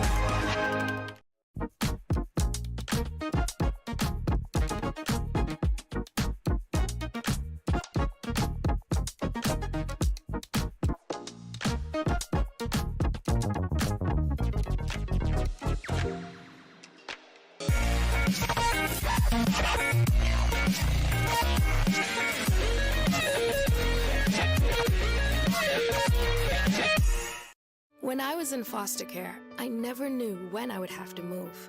So I always had my suitcase ready to go. Then one day I was adopted. My new parents opened their hearts and home to me. My parents cook my favorite breakfast for me every morning. My parents take me on trips I never thought I would go on. They gave me a home and an even better reason to use that suitcase. My parents aren't perfect, but they're perfect for me.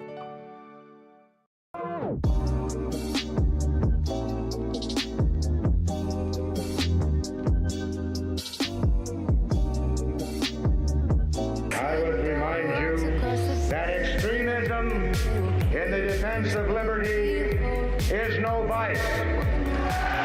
It is better to settle these matters in the courts than on the streets, and new laws are needed at every level. But law alone cannot make men see right.